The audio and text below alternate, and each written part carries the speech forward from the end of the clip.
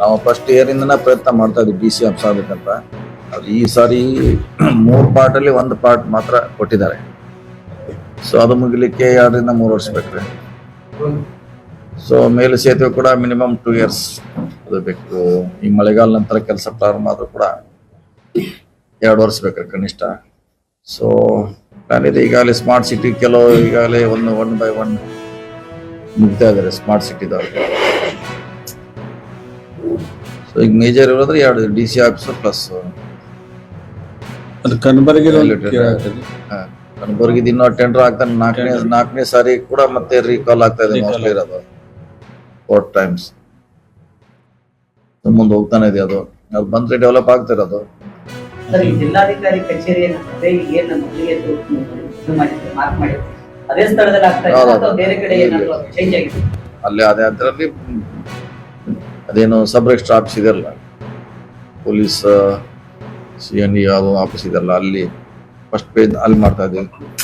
2ನೇ ಅಂತ ಇನ್ನೂ ಬೇರೆ ಇದೆ, ತಾಲೂಕು ಪಂಚಾಯತಿ ಸಪ್ರೇಟ್ ಇದೆ ರೀ. ಈಗಿರುವಂತ ಡಿ ಸಿ ಆಫೀಸ್ ಸಪ್ರೇಟ್ ಇದೆ. ಅಂದ್ರೆ 3 ಹಂತದಲ್ಲಿ ಒಂದ್ ಹಂತ ಸ್ಟಾರ್ಟ್ ಆದ್ರಿ ಇಮಿಡಿಯೇಟ್. ಅದೇನ ಮಳೆಗಾಲ ನಂತರ ಅದು ಅಷ್ಟೊಳಗೆ ಕ್ಲೀನ್ ಮಾಡಿ, ಯಾಕಂದ್ರೆ ಅವ್ರಿಗೆಲ್ಲ ನೋಟಿಸ್ ಕೊಡ್ಲಿಕ್ಕೆ ಹೇಳಿದ್ರಿ ಇಂಥವ್ರಿಗೆಲ್ಲ ಬೇರೆ ಕಡೆ ಶಿಫ್ಟ್ ಆಗ್ಲಿಕ್ಕೆ. ಕಾಂಗ್ರೆಸ್ಸಿಗೆ ಬೆಲೆ ಏರಿಕೆ ಸೀಮಿತವಾಗಿರುವಂತ ಸಿಸ್ಟಮ್. ಕೇಂದ್ರ ಸರ್ಕಾರ ಮೇಲೆ ಬಹಳಷ್ಟು ಇದೆ. ಅವರು 11 ವರ್ಷಗಳಲ್ಲಿ ಸುಮಾರು ಬೆಲೆಗಳನ್ನು ಏರಿಸಿದ್ದಾರೆ, ದೊಡ್ಡ ಪಟ್ಟಿನೇ ಇದೆ ಅದು. ಸೊ ನಮ್ಮ ವಿರುದ್ಧವರು ಜನಾಕ್ರೋಶ ಅಂತ ಎಲ್ಲ ಕಡೆ ಹೋಗ್ತಿದ್ದಾರೆ, ಹೇಳ್ತಿದ್ದಾರೆ. ಅದ್ರಲ್ಲಿ ಅವ್ರು ತಾವು ಮಾಡಿದ್ ಹೇಳ್ತಾ ಇಲ್ಲ, ತಾವು ಮಾಡಿದ್ ಹೇಳ್ಬೇಕಲ್ಲ. ಫಸ್ಟ್ ನಾವು ಸಾಕಷ್ಟು ಮಾಡಿದ್ದಾರೆ.